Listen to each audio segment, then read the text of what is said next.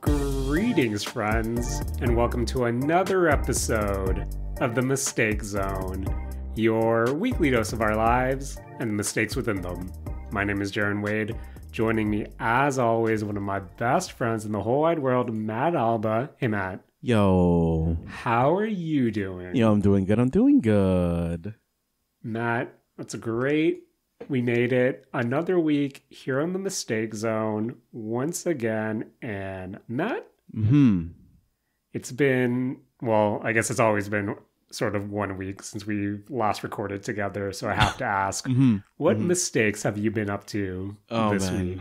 Jaren, I think it's been one of those weeks where, you know, at the end of it, you realized you spent way too much money on frivolous, dumb shit. Matt, that's my life. Oh, man. I think on a similar note, Matt, one of my, let's say, toxic traits is that, as you know, I have a Chrome window open right now with 23 tabs open, I guess. And 3 of those tabs, Matt, are of things that I would like to purchase, but haven't pulled the trigger just yet. But having the tabs open makes me feel like, you know, the hope's still there. That the possibility of me purchasing said items is there. But enough about my make-believe, in theory, purchasing. Matt, how did you hurt Wallet Coon this week? Jaren, I hurt Wallachon pretty bad by, I think I like previously spent about like just under like $320 this week. Matt? That's not $400, so I think that's a win. I think that's a win. Jaren, I think I'm only under the 320 because I decided to, you know, just wait a bit because I was too lazy to drive 20 minutes.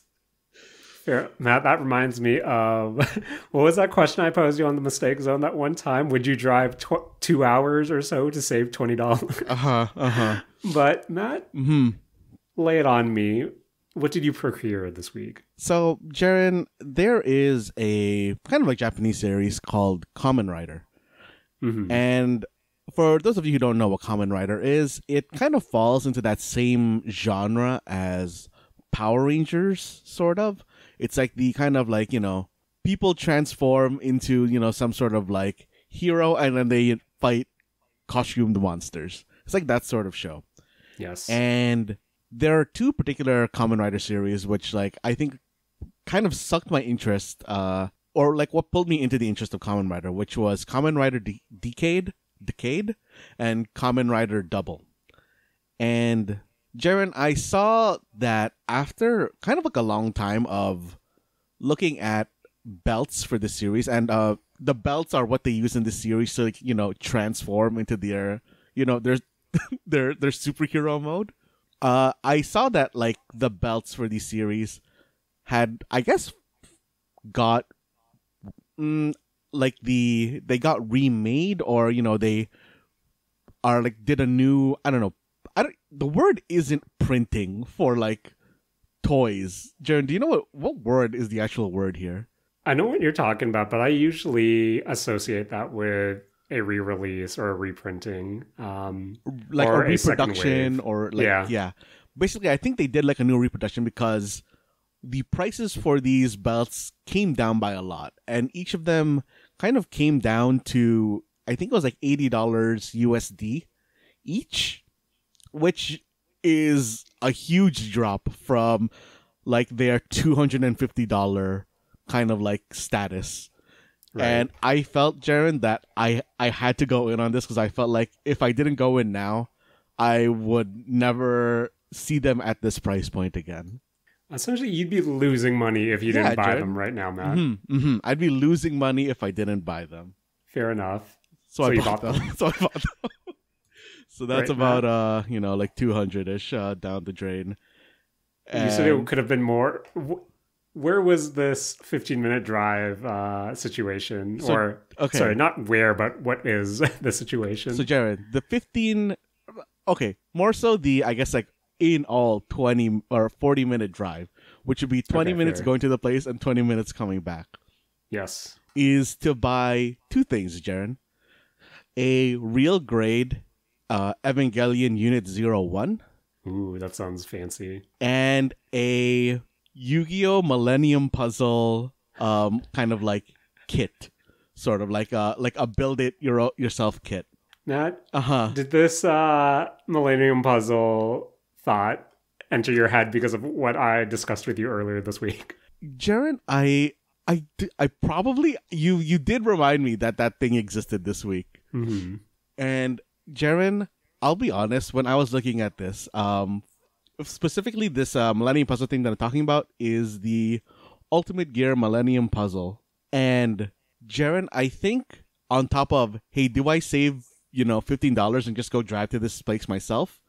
The other thing that was really stopping me, Jaren, is that so this kit is like one of those things that you snap off of runners and then you kind of like build it yourself. A lot like a Gundam model. Right. And the thing for this kit is that kind of the Millennium puzzle pieces just need to be like fitted together and there's instructions for that on how to do it. But the big, I guess, like twist on this, which is what made me kind of like hesitate because I thought maybe I'll be too dumb, Jaren, is that the instructions only tell you how to put the specific puzzle pieces themselves together. It does not tell you how to combine them all into the proper Millennium Puzzle. Like actually solve the puzzle. Yeah, like how to actually solve the puzzle. You're really just building the pieces. Right. And on one hand, Jaren, that sounds really interesting to me. On the other hand, Jaren, what if I can't figure it out? Matt. Same thing you do when you can't figure out a Arknights map. You go to YouTube and look up the solution. Oh, man. Yeah, I was considering that. But Jaren, I do I want to admit that I got outsmarted by a children's toy? Matt, you know what they say, Matt?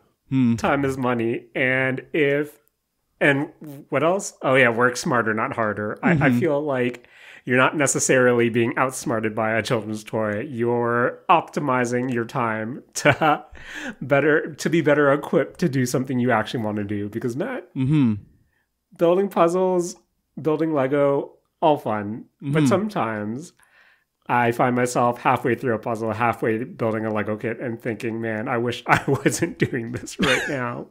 So, hey, man, live your truth. Do what you need to do in order to fully enjoy your Millennium Puzzle. Jaren? What's up? So I have a question while we're on this kind of like Yu-Gi-Oh kick. Yes. Jaren, you also showed me some Yu-Gi-Oh adjacent merchandise this week. And I'm wondering, Jaren, did you end up going in on those? So, Matt, now that you shared your recent purchases, I'm going to circle back to those 3 tabs I was talking about in particular about my would-be purchases that I'm, on one hand, constantly trying to talk myself out of, but on the other hand, trying to talk myself into doing. And earlier this week, I was, using TikTok when I was bored, and I came across a TikTok about these officially Konami licensed Yu-Gi-Oh! Inspired jewelry. I went online, I found the website, found a coupon code, and that currently in my cart right now is a Yu-Gi-Oh! Trademark Exodia, the Forbidden Ring, a Yu-Gi-Oh! Trademark Dark Magician's Circle Ring, and a Yu-Gi-Oh! Obelisk the Tormentor Ring. Matt, since I bought over a certain amount, that would be free shipping, plus I found a coupon code for save 20% off.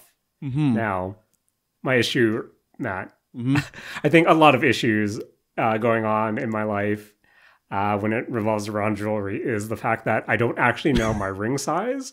And I'm part of the reason why I haven't pulled the trigger on Yu-Gi-Oh! Jewelry.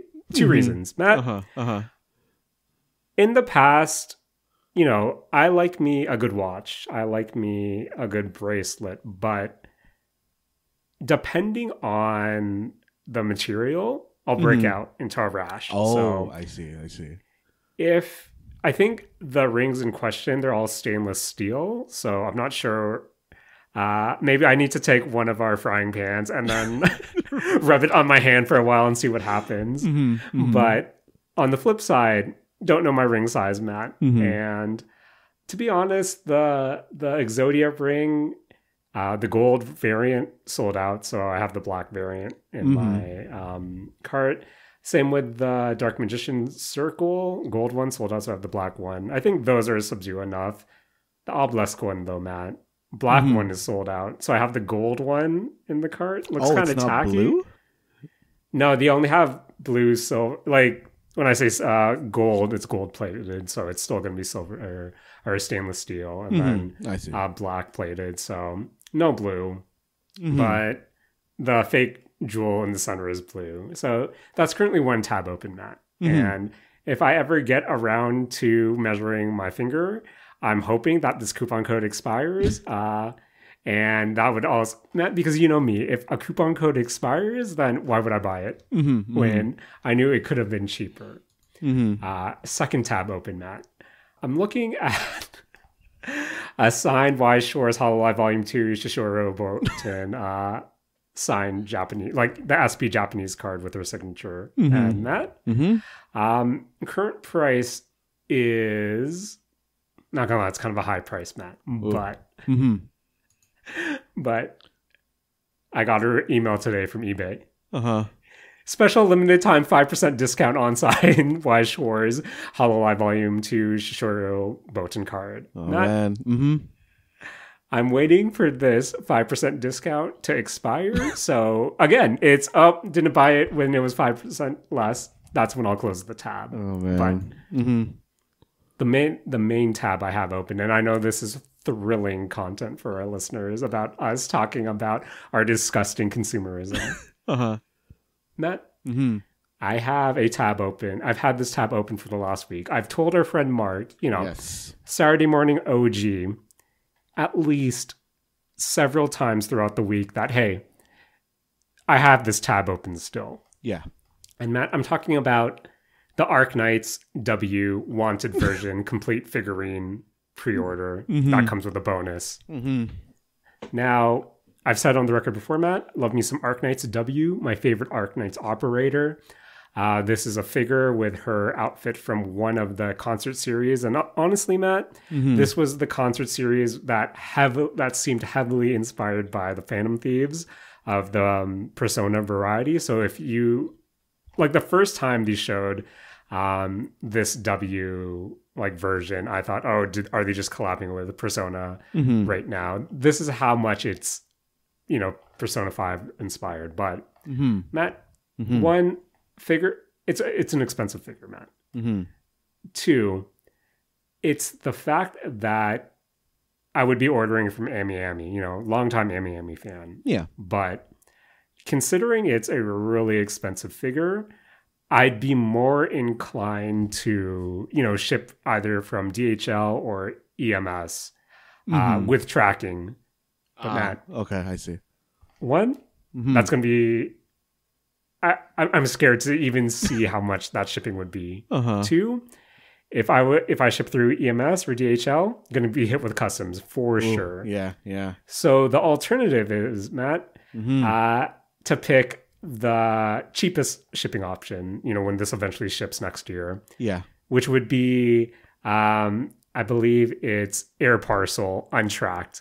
And that, I don't think I feel comfortable buying the figure this expensive, untracked, and air surface parcel shipping. I'm still going to keep this tab open because maybe, Matt, maybe. But that's my dumb would-be purchases this week to meet your dumb actual purchase this week. Oh, man. Now that we've, shared I guess my follow-up question to you, Matt, is the follow-up question I have for myself every time I make my own dumb purchase. Matt, are you still in the honeymoon period or are you in the, regret period? Jaren, since I still haven't received the items, I think I'm still pre-honeymoon. Okay. Jaren, it's really making me just want to, they're not here yet. They're And since they're like shipping from Japan, I think it's doing like whatever the slowest shipping is, which I think is like Fair. gonna be around a month ish. Yes. So I'm looking at other stuff because I'm like, oh, it's not like I really got the item. It's like I haven't really spent money. Matt, is our toxic trait actually boy math when it comes to purchases? This is definitely this is degenerate boy math with man money. Matt, when I pre-order something that doesn't ship see, Matt. If I pre-order this W figure right now, I don't pay for it until February. So that's a February Jaren problem. Oh man. So that I feel like whenever we go through our consumerism, what's in our shopping cart segments on the mistake zone, we come out even worse than we already appeared before. But oh man, Jaren, I still have a different shopping cart on a totally different site that it has like, I don't know, not a lot right now, Jaren. It has, let's see, it has about $70 worth of items in there, and the only reason I haven't pulled the trigger on this yet is because there's another item I want that is currently sold out, but it's supposed to restock in mid-May. And if that restocks, it's just gonna add another like $70 to this stupid price. Matt, we shouldn't have money. No. We shouldn't have money. But you know what we do have, Matt?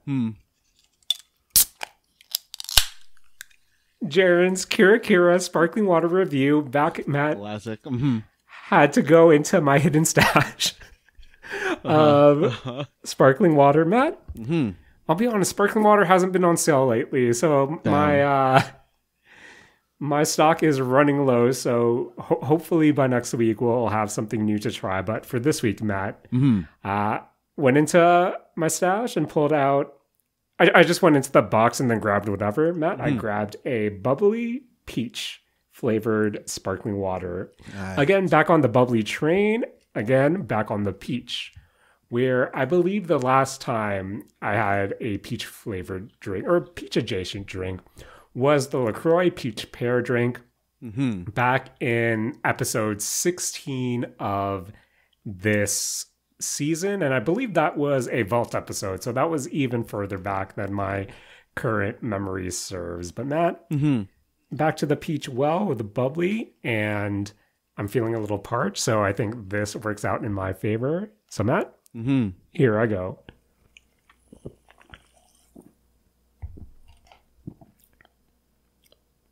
Matt, oh, that's a really faint peach flavor right at the end, where not as strong as I thought it would be, especially considering I've drank a lot of Bubly here. But in terms of it, it's your basic peach. I feel like with the Bubly, especially when it is only one flavor, they're pretty good at that artificial taste. It's really subdued. It really does come at the tail end of the drink itself. So yeah, Matt, it's that it doesn't have as strong as a, artificial candy peach taste as the LaCroix peach pear did, where even though that drink was balancing the pear and the peach, this one is mostly peach, but again, it's really subdued. It isn't really that strong. It is pretty refreshing, but at the same time, Matt, pretty no frills, I guess, where it's not really an intense flavor, and it's just something that this isn't going to be a star of the show, in my opinion. This is a good supporting drink. So, Matt, I'm looking kind of at my list right now, and again, it's when I try to judge these or when I try to rank it, it's would I drink this drink over the peach one, or would I prefer the peach over this one? And currently looking at the list, Matt, I think when it comes to peach, I have to put this mostly in the middle. I'm going to put this currently as the new number 8 on my power rankings, just above the President's Choice Lime, because again, basic flavors stay in the middle. I feel like that LaCroix Black Raspberry Stronghold in, that mid place will really be hard to top to get into that upper echelon of my sparkling water reviews. But if you're looking for a subtle peach taste, can't go wrong with the bubbly. Would be a good complement to, your lunch or your dinner. And Matt, again, this is not a hashtag ad. This is not hashtag sponsored, but I will give a bubbly peach flavored sparkling water a hashtag delicious. Nice. And Matt, I'll be sipping on this for, the rest of the episodes, because I originally had a game this week that I wanted to talk to you all about, but we had I don't want to say surprise drop, Matt, just because the Hades 2 technical test happened, I believe, 2 weeks ago now. Yes. And when that technical test wrapped up, I think Supergiant Games, and I think just everything official revolving around Hades 2 said that, okay, we're wrapping up the technical test. Early access will launch relatively soon. And Matt, relatively soon meant a week later, day of our recording at 1 p.m. Eastern Time. Hades 2, early access with a big boy price, Matt, of around 40 Canadian dollars. I believe it was $38.99 before taxes. And how much was Hades 1? Do you remember? See, Matt, this is where my screwed up gamer brain comes into play, because I feel like I stole Hades 1, because if you, just a little history recap, when Hades 1 originally launched in early access, it launched exclusively on the Epic Games Store. And it was priced in a way where I believe it was $19.99, because during the first Epic Games like Christmas sale, you were given a coupon, if you remembered, where it would take any game that was under $20 would be further reduced by, I believe it was like 25%. So Hades 1 ended up being $14.99, pretty close to the early access launch. And I'm not sure if you remember, but there was this little controversy where the price of Hades 1 was bumped up a bit, just so it would be outside the realm of you being able to use that 25% off coupon. And there was a mini backlash where the price was knocked back. So where it was eligible for the coupon. So yeah, I remember paying 14, I think even less than 14, somewhere around there for the Hades 1 early access on the Epic Games Store. I believe that was around December 2018. And Matt, now we're here, May 6th, 2004.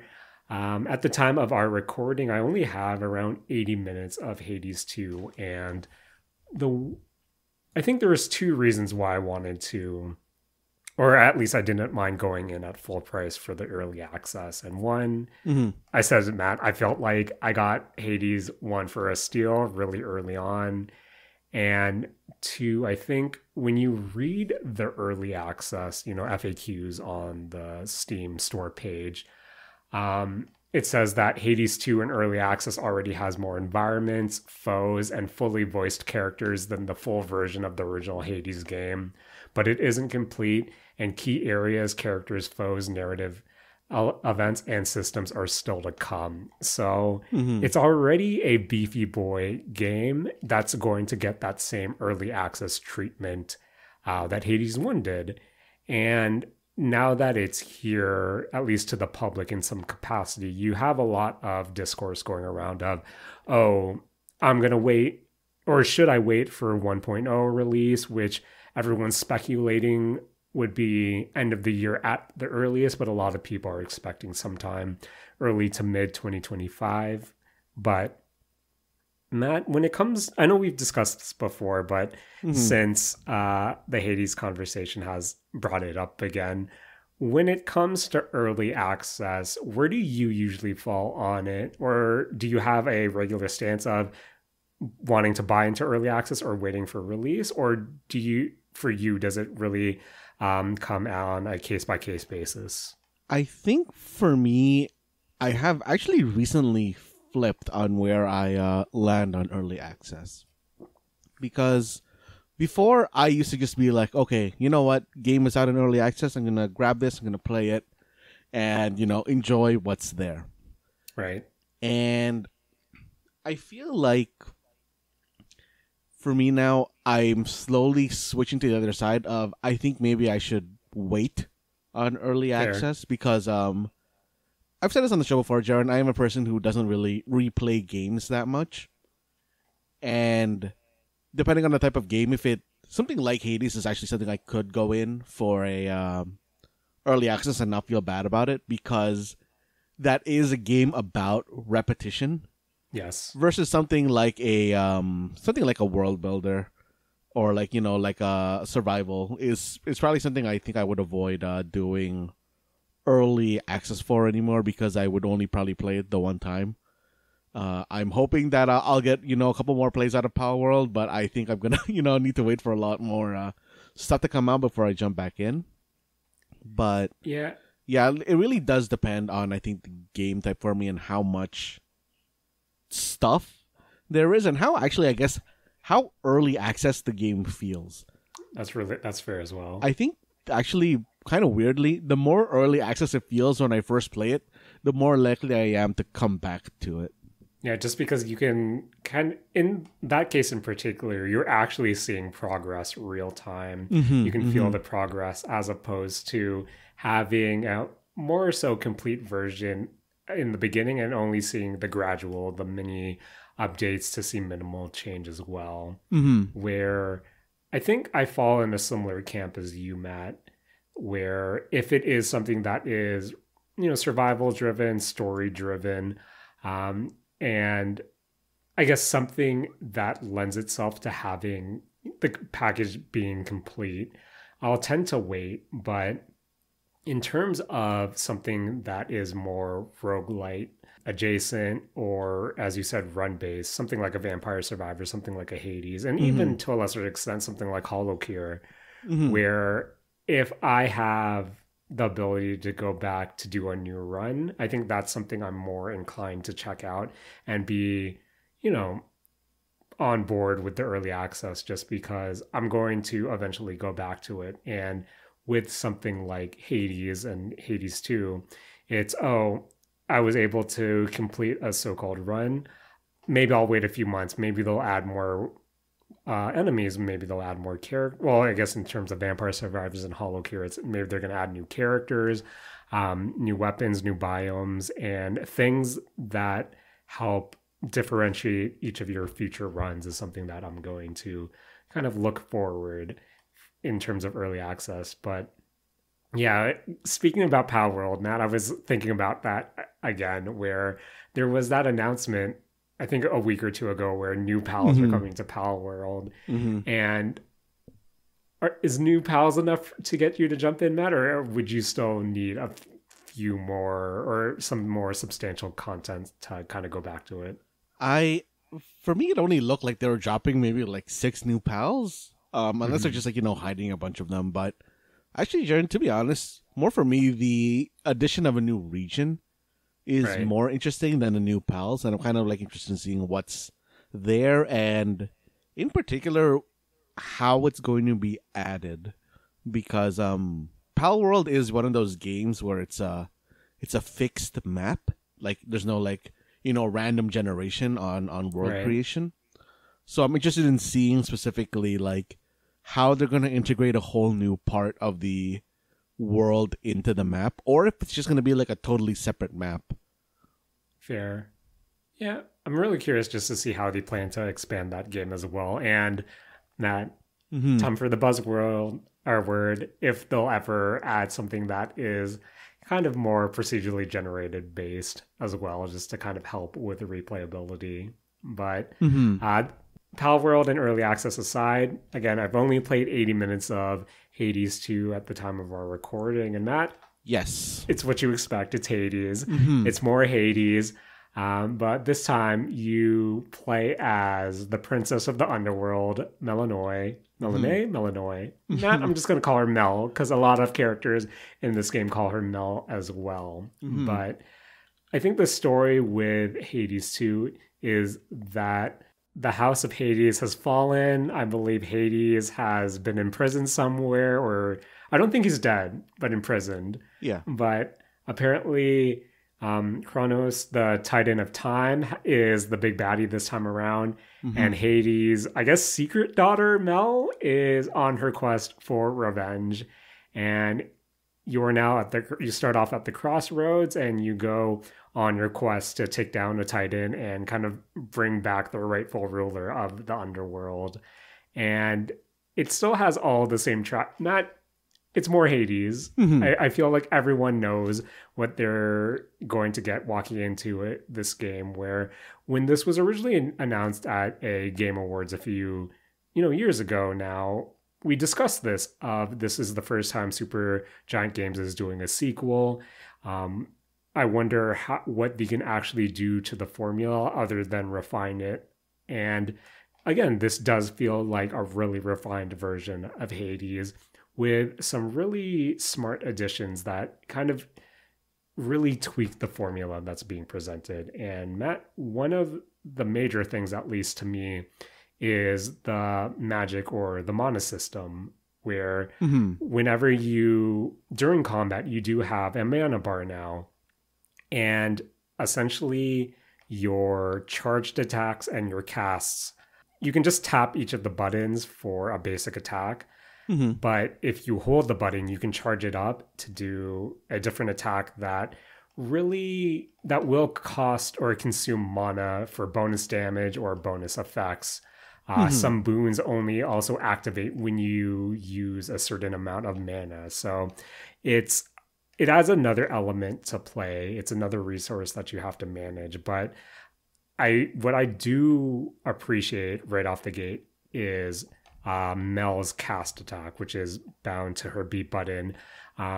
You cast it, and there's this big AoE, dot around her, I guess. And whatever is inside that area becomes ensnared, and hands come out of the ground just to hold things in place. And I really appreciate just how powerful right off the gate it at least seems, where I feel like with Hades 1, especially during, when you're first starting off a run, all your weapons are kind of relatively okay, if that makes sense. And it doesn't really spice up until you're kind of later in the run. You got a few more boons to kind of power yourself out. So just right off the gate, Mel's kit, the default one, really feels substantial with the addition of the mana. And it is you balancing, okay,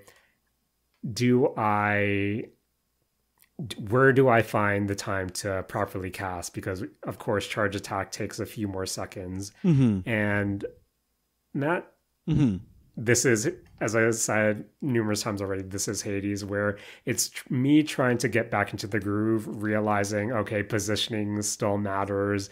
Trying to commit to your attack still matters. Your dodge being on cooldown really makes you kind of have to be smart about what you're doing. So I see. You can't just go willy-nilly, Matt. And no, Jared, that's how I play Hades. That is how you play Hades. So again, Matt, I think it's been a while since I last did a Hades 1 run, where it's just trying to kind of get back into that groove and hopefully find the right boons to kind of make me go back to that willy-nilly state.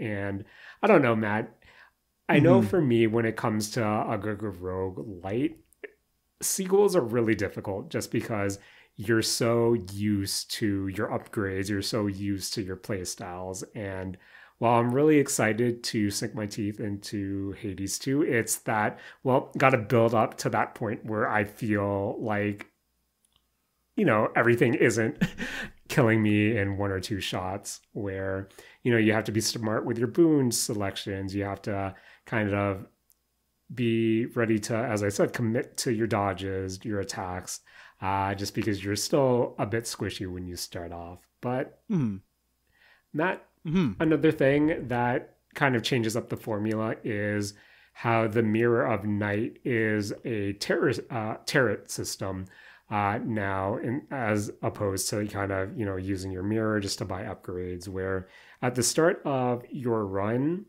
you have this new graph system where you have a tarot card that you can buy with a currency, and when you buy it, I believe the grid is 4 by 3.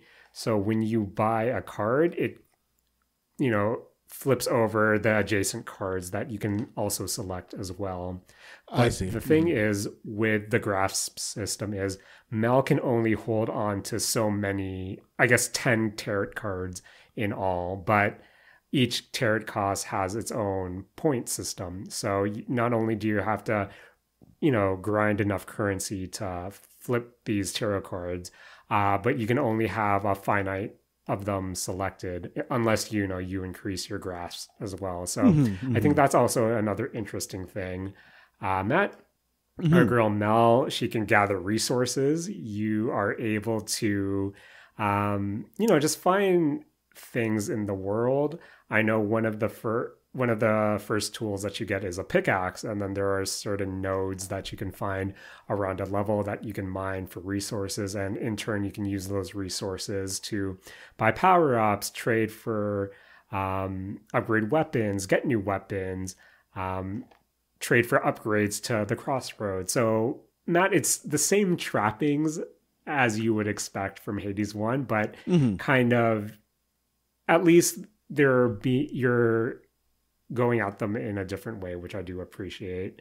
And at the end of the day, Matt, I just like Mel as a character. The same voice acting quality returns. And again, Matt, it's something I adored in Hades 1, just the performances from the cast.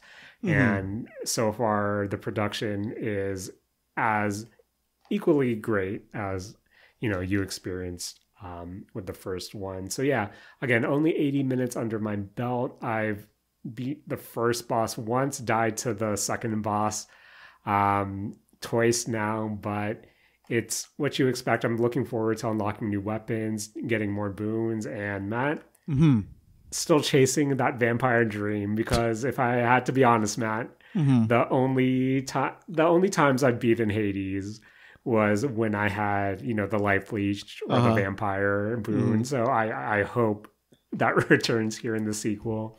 But yeah, it's something I'll be checking in when more substantial updates come during the early access period. But yeah, Hades 2, $40 Canadian right now, but if I even play this half the time I played Hades 1, I think it would be well worth it. But Matt, that's what's been up with me in video game land. You were also checking out something this week. Yeah, actually, Jaren, sorry. Before we go too far away from Hades 2, I actually do just have some questions I want to just know about. Because, Jaren, when I have been kind of looking kind of at like what Hades 2 is, when I saw the mana bar, I became actually very concerned about it. Okay. Like how restrictive is the mana system, or is it restrictive at all? I guess is more so what I was wondering. Matt, you know me, when it comes to mana in general, I like to play really conservatively, but yeah. I think one thing that I need to get better at and get used to is the fact that when you're given a choice of boons, there's a lot of boons that actually help you with mana regen. Case in point, if you cast your AoE area, if you might get a boon that, if you're standing in there, you'll regain your mana. Or, hey, if you're idle when casting a spell or, using mana, you'll regain mana.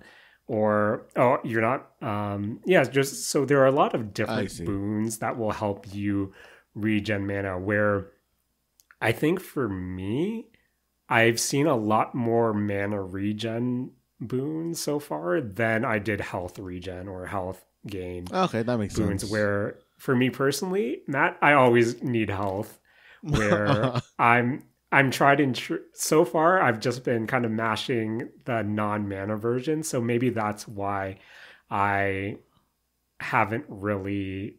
I can't really say about the mana economy, but I can say so far that you do get a lot of boons that really actively encourage you to not only use mana charged attacks because they're stronger, but also because they can kind of self-sustain themselves. Where I feel like that's something I do want to get used to, because I feel like there are currently and there will be boon synergies that really help you with mana, where not again, I'm just like going through the boons like fast enough to see, oh, is there a vampire thing? No, okay, whatever. I'm gonna pick whatever's epic, whatever is rarer rarity. But yeah, in terms of mana, I think if that's something you want to experiment with, you should go for it, just because you will have a means to regen it if you choose to build that way. Also, I guess, Jaren, how are the weapons this time around, or have you only stuck to one weapon so far? So far I've only used 2 weapons. Her default spear. I've been getting some really cool boons that make her basic attack, have longer reach, or for some reason have a wider spread when you attack, where, oh, maybe you're just not hitting one person, but you're hitting 3. I unlocked my second set of weapons just before this show, which is I believe it's like a twin daggers scenario. So it's, again, really fast. The weapon allows you, I'm not sure if the spear allows you to do this, but you can go into a dash and then attack right after the dash as well. Oh, true. That's really close combat, and I died relatively quick in that run. So I believe at this point there are 2 other weapons I can, in theory, craft, but I don't have the proper materials for them. So maybe that's something I'll report into next week again. Wait, could you have chosen which one you wanted to unlock, or is it like you specifically need to unlock them in an order or craft them? No, you can choose whatever, but I only had the materials available to unlock the twin blades. I see. Okay. Yeah. But yeah, it's really cool. Matt, I like Mel's skeleton arm. Well, her ghost skeleton arm. And in her room, she has a ghost friend who I think is there to haunt her, but Matt, they're just buds. She has her demon, like her demonic or like grotesque initial art, but then when she after her edgy words to you, she turns into like this cartoony ghost looking girl saying, "Hey, was that okay?" And then it's them supporting each other while still trying to be at odds at each other, which I find is really good. I do like how the Hades stand-in is essentially her mentor, so after her runs, it's a lot more positive, Matt. But you do have some NPCs that still, fill in those Hades. Oh, you died to that? Wow, you really aren't ready for this run energy. Classic. So, good package so far. Really looking forward to sinking my teeth into it. Hades 2 available now in early access. Matt, something... Jaren, I know... Sorry, what's up? One more question. Yes. Jaren, do you think Zagreus is an ally or an enemy in this game? I don't know. She speaks highly of her brother. Oh, okay. I wasn't expecting that at all. Because...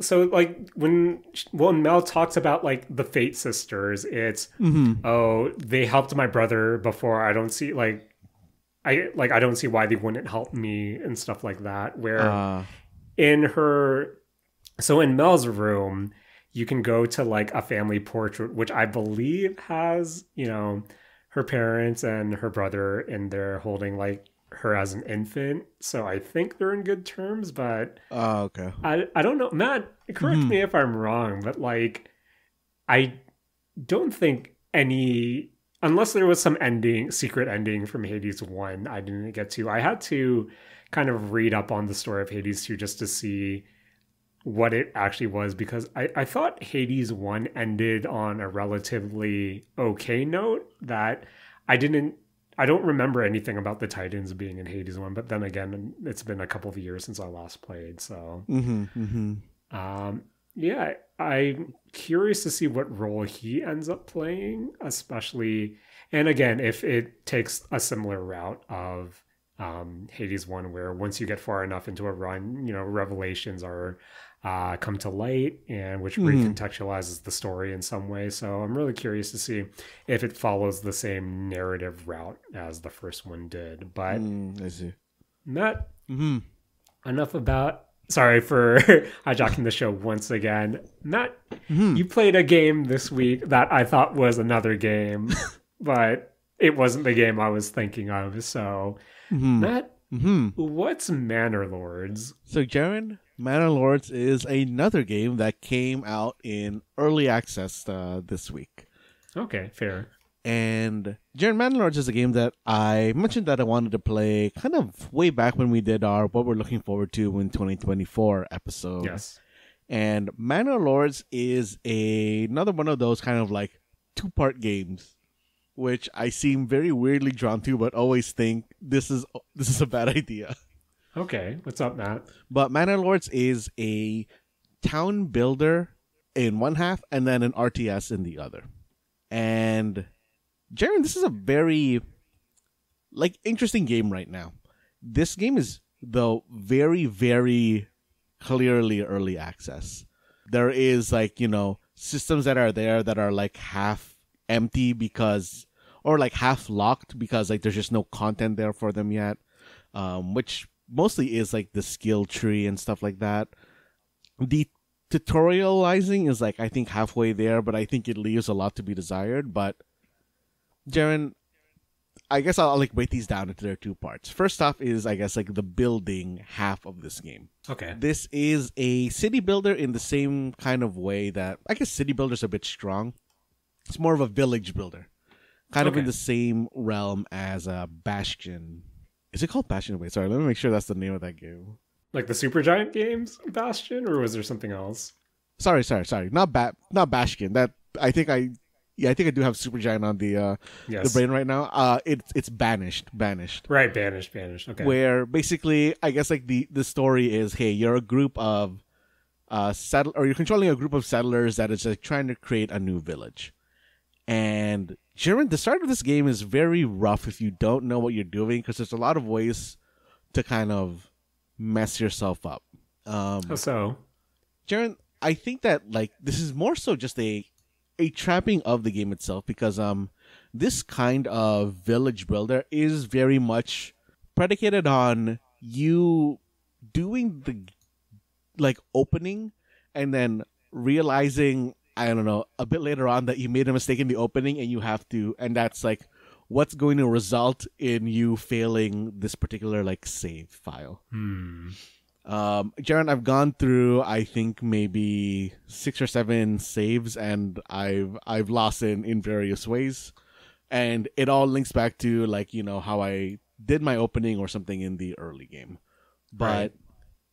I think that one thing in this game, if there's one tip that I can give for opening in this game, is that I don't think it ever points this out. I kind of discovered this by accident a couple saves or restarts in, which is that when you start the game, you are given a kind of group of 5 families, and these families start in kind of tents, and they are considered homeless. You are able to immediately upgrade these tents if you kind of just hover over it. You can upgrade the tents into something like a work hut or something, and the game will stop treating them as homeless, which is a huge thing. Because I, in my first 2 games, thought that the start was very slow. Because, Jaren, to entice people to come to your town, you need to have a certain approval rating. And if you have homeless people, your approval rating goes down kind of quickly at the start, and it takes a while for it to go back up as you build the town later. So if you don't immediately put your initial 5 families into a town or into these huts instead of the tents, you will go into a low enough approval rating that you will not be able to, very quickly amass new families to come to your city, and you will be like kind of behind in terms of like your production and stuff for when you start getting attacked by bandits. Do you think that's by design, or do you think that's something that may be addressed during the early access period? I think that this will get addressed eventually. I think that not starting them inside that like upgraded hut is like really kind of like detrimental to how the game goes, because like I said, you need to have a certain approval rating to get people to come to your town. And if you don't upgrade, or if you don't remove like the homeless people and put them into like huts at the very start, it gets very hard to get the ball rolling, because then you're going to be kind of like behind in how quickly you can amass people, and as a result that means you're not going to have families to kind of work on different things, because the very start you're going to be building a lot of kind of like job buildings, which is like how this sort of game usually works, where you had to build something like a woodcutter, and then you had to build a hunter's hut, and you have to build like a firewood making place. You need a place to refine materials. You need somebody to, like a family to, put the food in a safe place, or like put them into like storehouses. And you need people to like mine rocks as a different material, or kind of like there's a bunch of jobs that you need to start filling as quickly as you can. And when you only have the 5 initial families, you can't do that at a good speed. Right. So that like putting them into the huts instead of the camps as your very start, I think would be a huge improvement in making the game a bit more user-friendly at the start. Okay. But, Jaren, when it comes to the building, I actually really, really like how this game feels. It is the kind of like building game where it is not on a grid.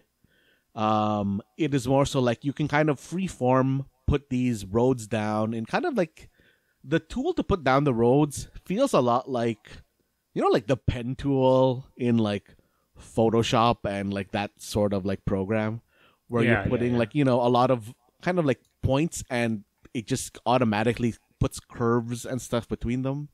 Like, it kind of feels a lot like that. And I really like how putting the roads down feels, because that is really the backbone of your town, because there is this whole thing where, you are able to move resources along a road faster than if you do it just like, over grass or plains or whatever. Yeah, so like that really is setting up the backbone of your town, and it does become very important, because this is also one of those games that, simulates a lot of villagers. And it really does matter which villager is working where.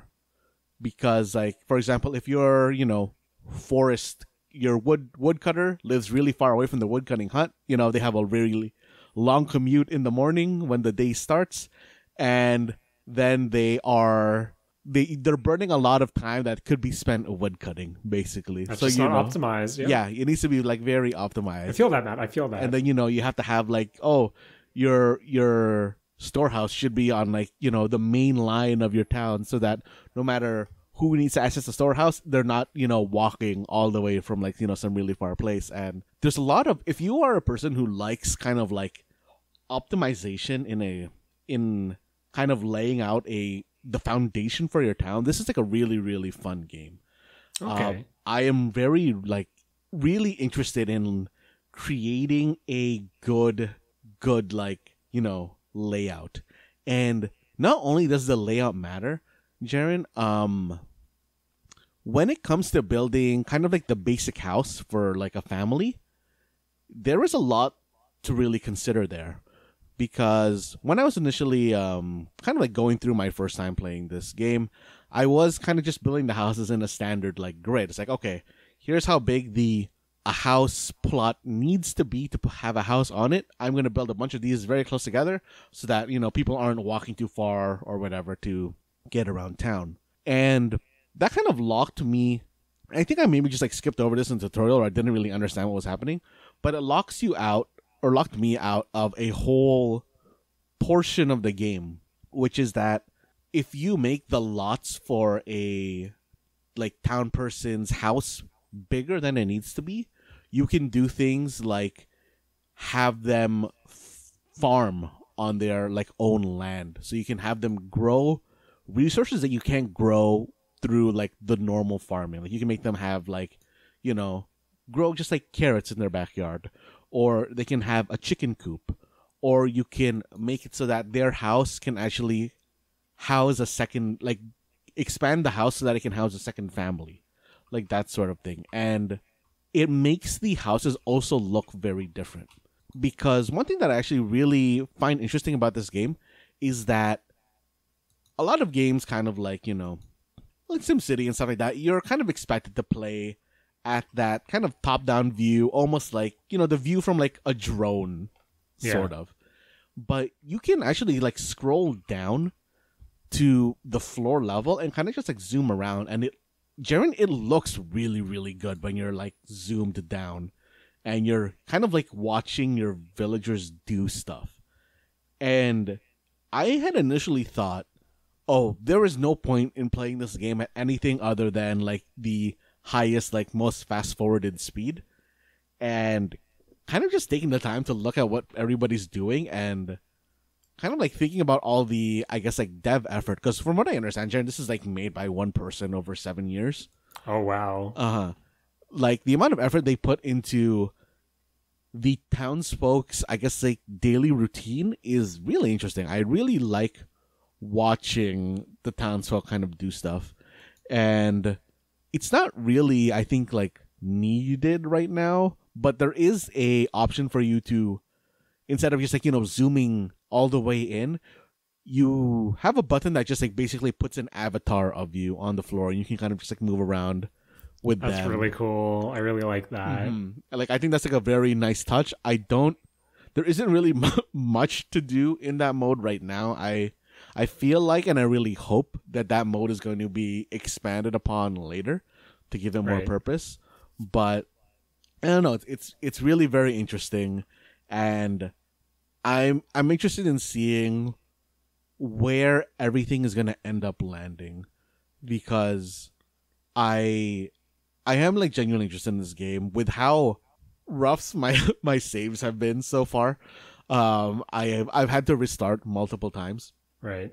Because I think my very first time I kind of just like ran out of food because I didn't know what I was doing. There's another save where winter came and I ran out of firewood, so basically half my town froze to death. Now, this sounds like when I play a Don't Starve game. I hit that point where bandits came to my town. Oh, so bandits had attacked my town, and I realized at some point that there's like kind of two messages that kind of show up with regards to bandits, which is that bandits have been discovered, and there's a kind of like different message, but it's kind of similar, where it's like an enemy has appeared. And I didn't really realize that those were two particularly different ones, where a bandit has been discovered is basically they create a spawn point on the map, and like the other one, like where an enemy has appeared, it's like, oh, they're sending something to attack you. And I kind of like didn't realize that at first, because one of the ways that like the second half of this game is the RTS portion of the game. Mm-hmm. And one of the things that you can do in this game is like turn your townsfolk into militia. One important thing to know about this, Jaren, is that it is not an instant creation of these militia people. They like take a little bit of in-game time to, I guess, like, go to the building where the like spears and stuff are kept, and then they have to come out. And there is also, I guess, like a panic system for when bandits are attacking. So if the bandits get too close, everybody starts panicking, and it takes even longer for your militia to come together. Jaren, my town burned down in that save, and I had to restart.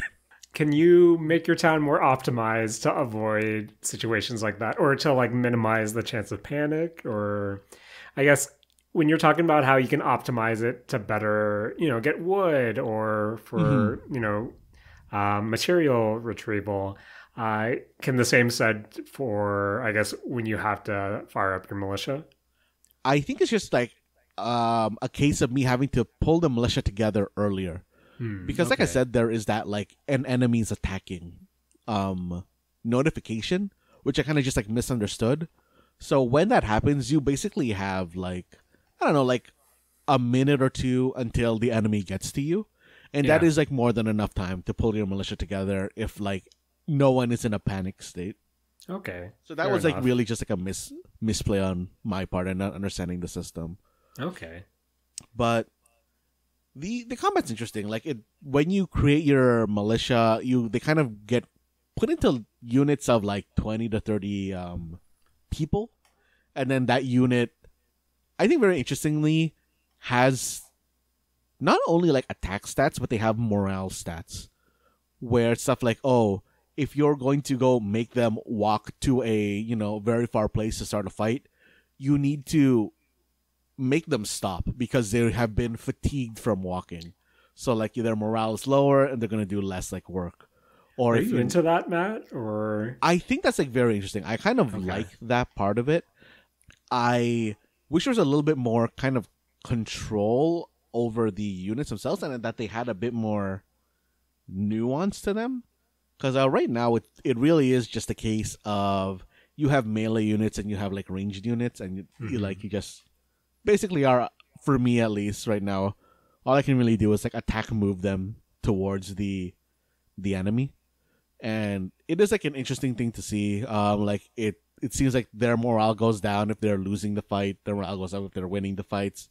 When you take over an enemy camp, like you can choose to like, give that stuff to your villagers, or you keep it for yourself, which is I think like a interesting like decision to make. But I hope that in the future of this game that the combat becomes a bit more interesting, because it is a bit more simplistic than I thought it was going to be.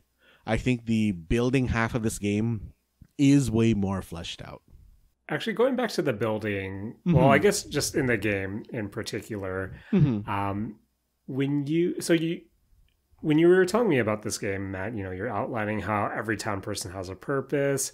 Not only that, you can zoom in really close, and with a relatively small dev team, I hate that one of my first thoughts is, does it run well with all of these systems in place? So Matt, have to ask you, how is the performance, I guess, for both the building portion and the RTS portion? It runs like perfectly well for me, Jan.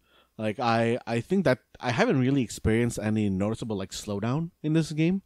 It all does feel like, pretty good. I think that maybe they picked a good, I guess, like pace for the fast forwarding, because there isn't really, I guess, like too much that's like going on in this game. Like I think really I haven't hit a point where I have made a very like big, almost city level town, because the issue that I'm running into right now with regards to my town's failing is that I hit a point where my production of food can't keep up with my production of people, or like my influx of people coming to the town, and everybody just starves to death, which is an issue that I need to like figure out how to get around.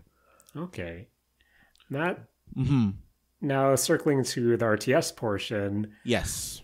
I don't know why, but with you describing this game, I was getting like heavy.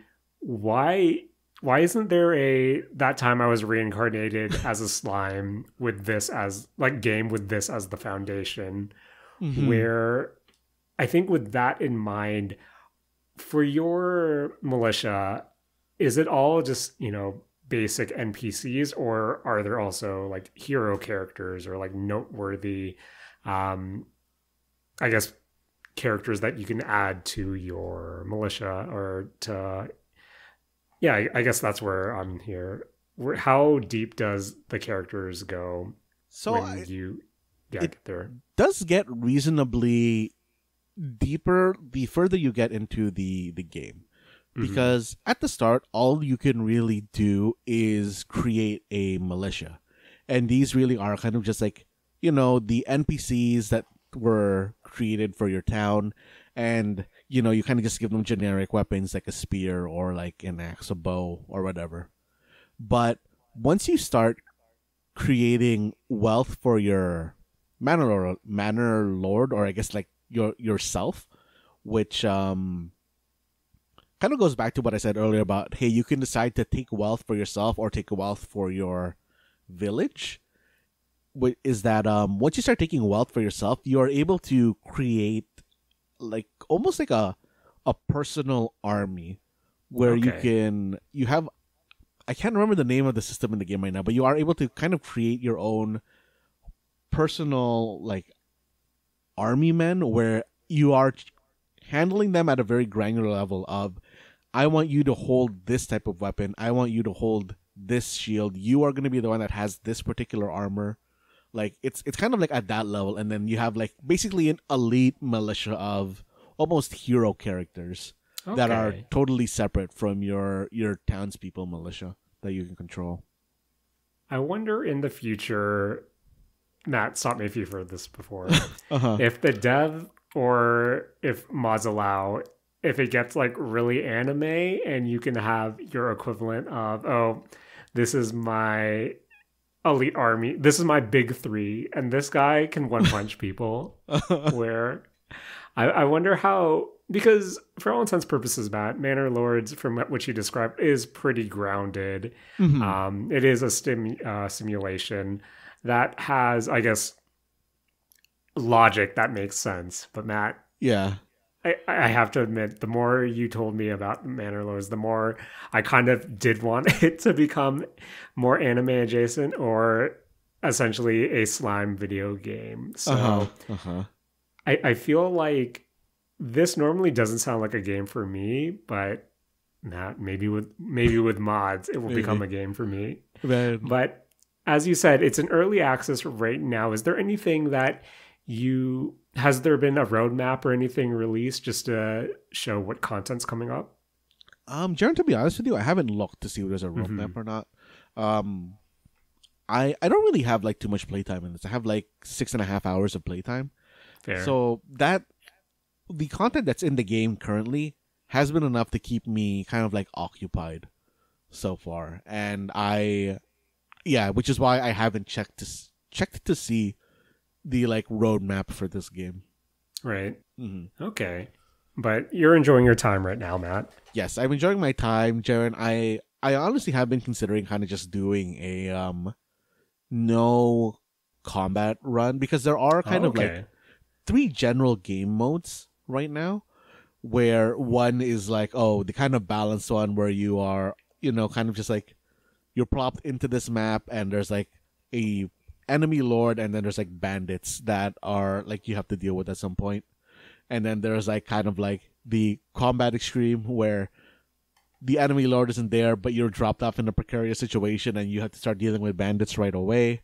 Right. And then there's like the kind of like more peaceful side where there's like no bandits, no enemy lord. This is all about you creating a village. And I think I'm going to try the village side to see how I can get past that, like, I guess, societal collapse of not having enough food for a village. Now, is this the equivalent of you grinding it out in the lab just so you know how to approach a real game? I think that's what I have to do, because like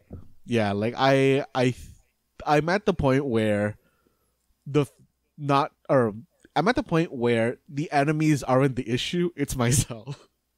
Fair. Fair, Matt. Matt, at least you're working on yourself to get better in the lab, which can't say I do for when it comes to fighting games. But Matt, oh man, Jaren, what's up? Sorry, while you're on that like kind of like quick fighting games thing, fell down like a weird rabbit hole again this past week of what's up? Jaren, I had just been like, kind of just like watching some streamers, and like right now, I guess like the big hot fighting game is Tekken. Yes. And I think that like affected my algo where I kind of fell down the rabbit hole of what's the word here? It's like a choreographed Tekken fight. Oh, Matt, I love me those choreographed Tekken videos that get served to me time and time again, where it's just people like parrying and dodging fights using like the 3D, I guess, the 3D plane just to weave and bob around. Yeah.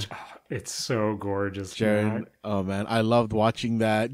And then it put me down like the basically adjacent rabbit hole of like looking at full speed versions of Yomi Hustle fights. Amazing, man. And then I fell down like the super hot well for a little bit. Jaren, I want more games that fall into the do this kind of slowly during your like actual gameplay moment, and then at the end they play it back fast for you at like real speed. One of my favorite things. I forget what. Oh, right. It was, no. Children of the Sun doesn't technically do that. You see the bullet path, which, again, I'm not waiting for that to kind of go on sale before I dive back into that, or actually get it. But yeah, I think John Wick Hex, if you remember that John Wick game from way back when, it was something that does that. I think Fights in Tight Spaces also does that, but Matt... Unfortunately, I own Fights in Tight Spaces on the Epic Games Store, and I feel like that's such a Steam Deck game where I'm waiting for, the price to be just low enough for me to double dip. Because, again, I love when games do that, and I think that game does that as well. But, Matt, Manor Lords, available now in early access. An early access episode, Matt. But I feel like, even though this has been a beefy boy episode so far, I feel like we need to mention at the very least what happened this weekend with a game that you've been enjoying a lot this year as well. Yes. And that, what happened with Helldivers 2 this weekend? Just because I feel like, Matt, for me, I try not to be as connected on the weekends. Yes. But every time I was connected online in this weekend, I just feel like the community of Helldivers 2 was just burning. And I think this started on, I believe, was it Friday? Thursday or Friday? Yeah, it was Thursday or Friday. I'm getting this information or the summary from IGN, but it was late last week that Sony Interactive Entertainment announced that the grace period in which Helldivers 2 did not need to be connected to a PSN account was ending. Starting May 6th, all new Helldivers 2 players on Steam will be required to connect their Steam accounts to PSN. Existing Steam players will begin to see a mandatory login on May 30th. And Matt, this caused a firestorm within the community. Yeah. We saw the Steam release of Helldivers 2 be review bombed. I think at one point, Matt, what was it? Close to 200, was it 200K negative reviews on Steam, and for proper reason too, just because in, forcing players to connect to a PSN account, that essentially means that the game had to be pulled in around, I believe it was 177 countries, including Egypt and Jamaica, as PSN is not available in those regions. Yes. And even with players having hundreds of hours in this game, at one point Valve was accepting refunds. So Matt, it was just a big mess. You had the Arrowhead CEO tweeting saying, hey, I understand, this isn't a great look. We're in active discussions with Sony's to see what we can do. Just like the level of transparency, I feel like I saw equal outrage from the community and equal parts from just the Arrowhead team saying, hey, we know this isn't great. We're trying to see what we can do here. But even the CEO admitting that, hey, this is partially on me as well, or just because I knew this was coming, but I didn't properly warn players. So yeah, Matt, a big mess being delivered to the Helldivers community this weekend, to the point where, speaking about hot drops, Matt, Sony tweeted today that Helldivers fans, we've heard your feedback on how the Helldivers 2 account linking update, the May 6th update, which would have required Steam and PlayStation Network account linking for new players and for current players beginning May 30th, will not be moving forward. We're still learning what is best for PC players, and your feedback has been invaluable. Thanks again for your continued support of Helldivers 2, and we'll keep you updated for future plans. Matt, I guess it worked out. The community is rejoicing. They're ready to fight for democracy once again.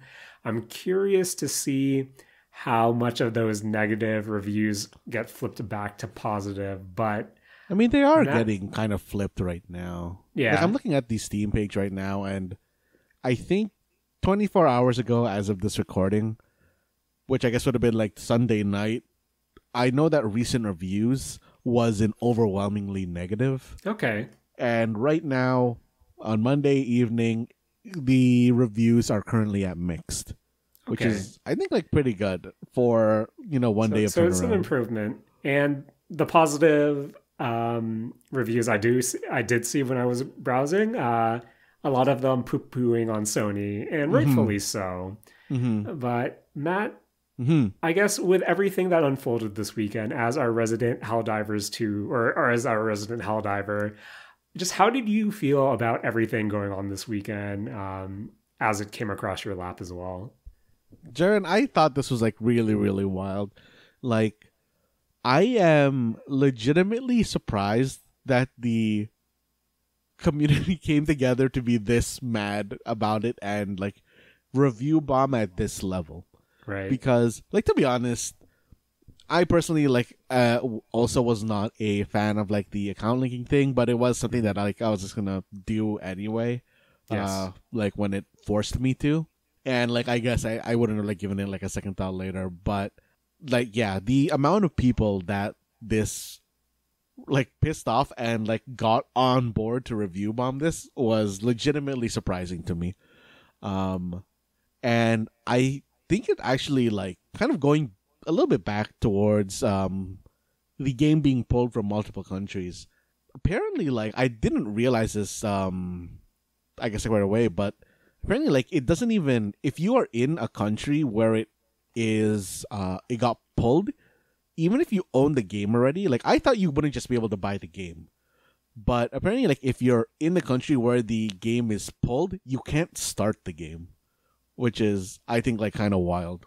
That's it's such a big mess, and I'm again, I'm not a Helldiver. I want to say yet, but Matt, you know me, you know how my relationship with games as well. But I think it's the two parts where one, it was users essentially being forced into account linking, and let's be honest, it's something a lot of people brought up. Sony, both Sony Interactive Entertainment, Sony Films, not the best when it comes to security. I feel like it was a legit concern being brought up by a lot of people where they kind of just don't have the trust in Sony in that regard, where they found this, necessary, because again, this was supposed to be a grace period. This was always supposed to be in place at launch, until it wasn't, where, if it's not broken, don't fix it. And for something to work so well up until now, just to be told, hey, you have to do this, is wild. And if you don't, then sorry, you can't play our game. And then going back to the being pulled from, close to 200 countries, it's the fact that even if those people in the affected regions wanted to sign up for PSN, they just can't, because it's not supported in those regions, where that brings up the question, okay, why isn't it supported in these regions if Sony is trying to force users into account linking, then I don't know. I feel like you should be able to say, nope, you can create at least some avenue of account creation, which was what's also actually another wild wild, thing. Jared? What's up? So even in some of the regions where you do have access to PSN, I guess specifically in Ukraine, which is where I heard about this one, which is that you can't create a PSN account unless you have a PS4 or PS5 in the Ukraine specifically, which I think is like kind of wild. That's so bizarre, Matt, where this whole thing was just full of bizarre ideas where at the end of the day, it's not the right way to approach this. Again, it's the sentiment of, from a purely public relations standpoint, I feel like this is going to be studied in classes in the relatively near future. But at the same time, this brings us back to remember that Microsoft press conference, Matt, where Xbox, when they unveiled the Xbox One, and it was this quote unquote forced idea of, hey, we're going to embrace an all digital future. And again, it's when you try to force your player base to do something, especially with such a drastic change or requirement such as this one, you're just opening yourself up to backlash, where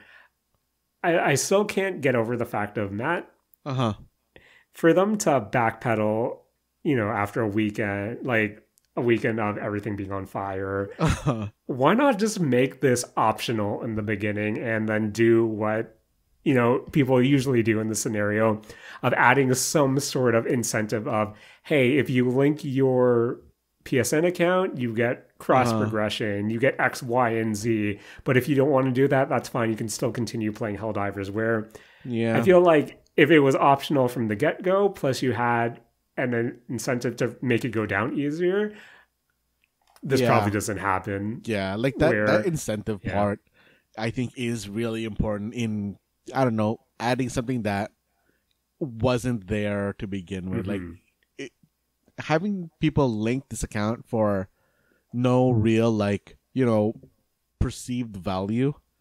Yep, it's just, we want you to do it, so in turn, you can be monetized in our ecosystem to some degree a bit more, which that is icky. Yeah. So I'm really glad that we woke up this morning. Again, not a Helldiver personally, but to see, hey, we're backtracking this and we'll evaluate this in the future.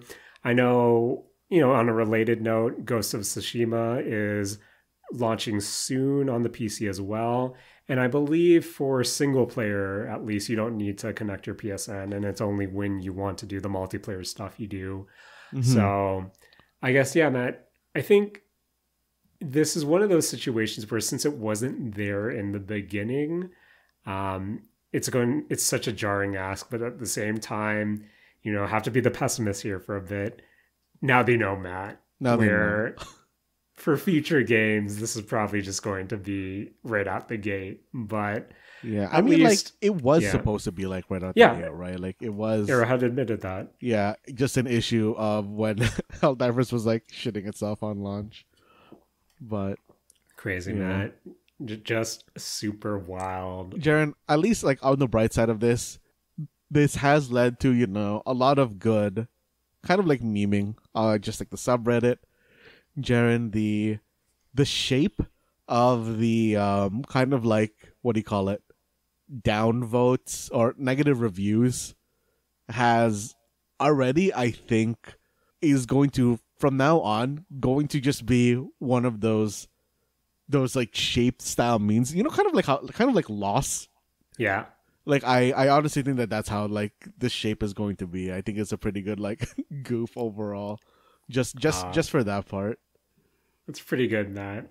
That's pretty good. But Matt, you Helldive lately, or are you waiting for, I don't know, another content drop or something? Jaren? Okay, so I have very lightly Helldived since I came back from from Japan. Right. And Jaren, this is very much because of kind of, besides this whole like kind of like Sony issue, one thing that's kind of like had the kind of like community up in arms is that the nerfs and buffs seem very arbitrary right now in terms of what they're doing.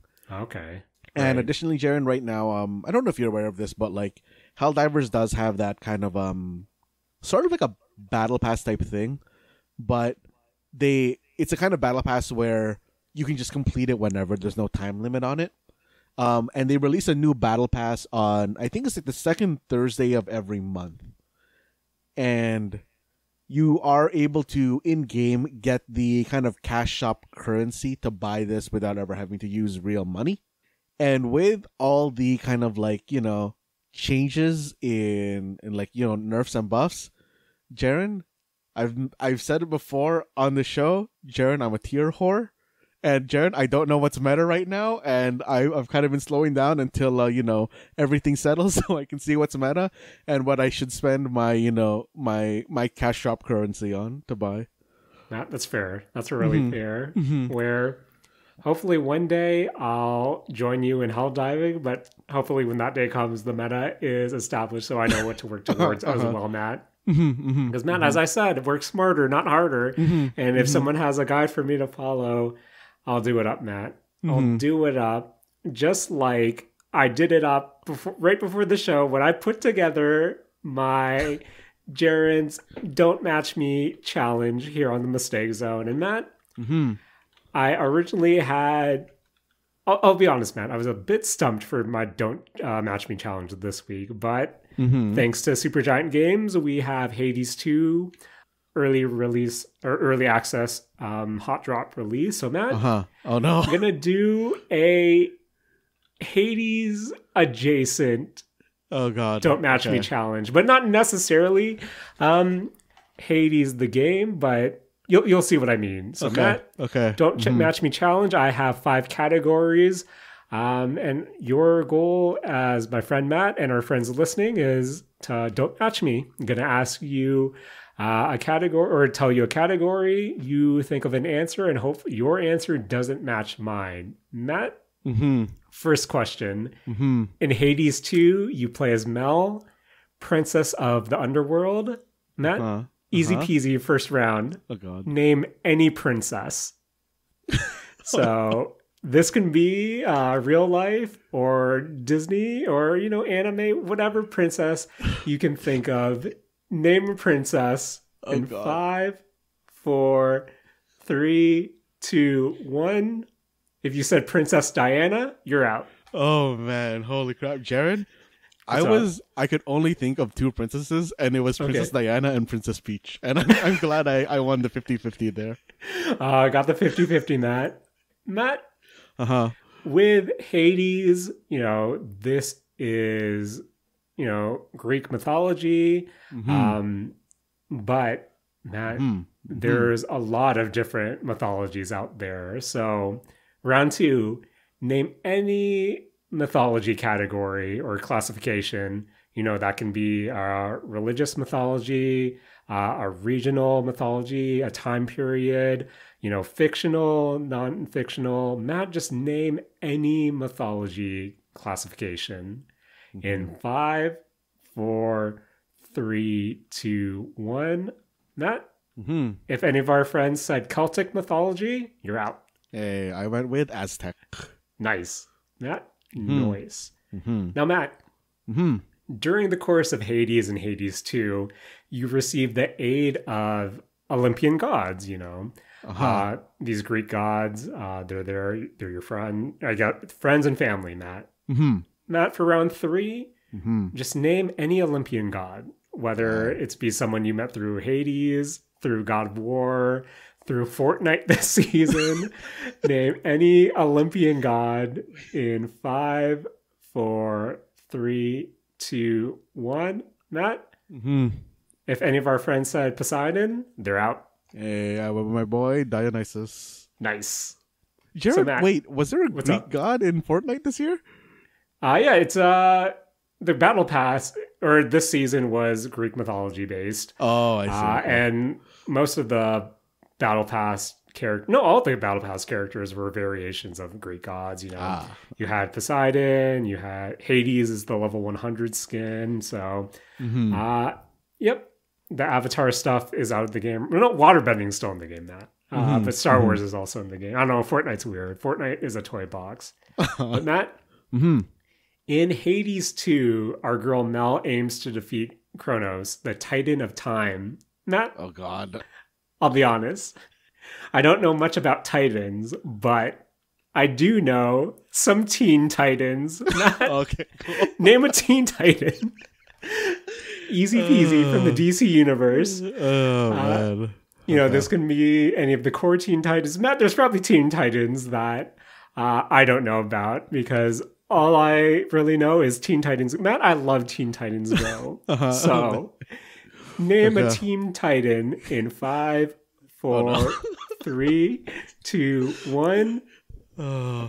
If any of our friends said Raven, they're out. Okay, good. Jared, I knew you were gonna. Because Matt, you know, we've been friends for almost 2 decades now. You know me well, and I'm a hashtag freak, and of course I would pick Raven, of course. Oh, Matt, man. who'd you pick? I picked Beast Boy. Nice. A noise. Now, Matt, got to be a bit unfair for the last one. Of course, we have to. Of course. Matt, if you were to go on the developers page, you know, Supergiant Games, developers of Hades 2, with their latest release, or their latest early access release, they have 5 developed games on their website. Yes. For the final Don't Match Me challenge this week, name one of the 5 Supergiant Games developed games. Oh. There's only 5 choices, Matt. And we're going to go in 5, 4, 3, 2, 1. Matt, if any of our friends said Pyre, they're out. Oh, man. Jaren, I was going to say Fire, but I went with Transistor. Matt, I love me Transistor, and I haven't played Pyre. Matt, should I play Pyre? Maybe. Jaren, Pyre was a weird game. And if you want to play, like, weird, not space, weird, like, mystic basketball, I think it's worth checking out. But Jaren, Pyre was such a trip to play through.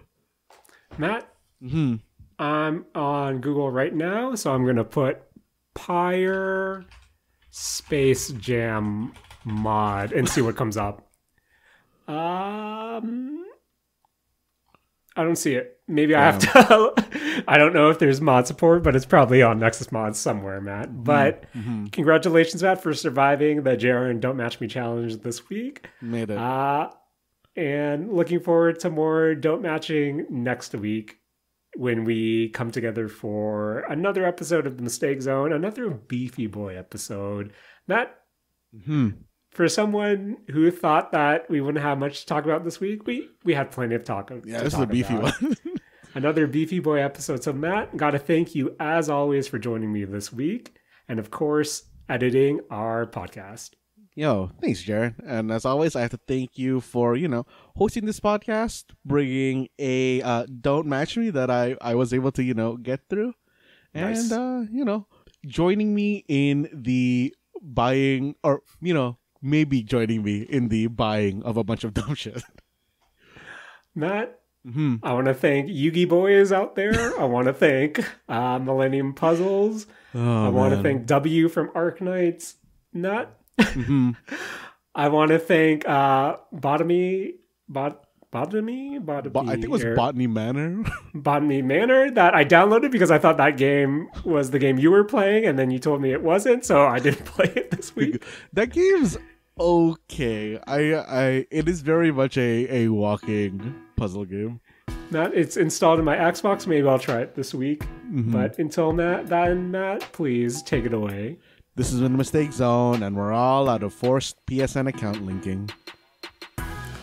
What a bad idea, man.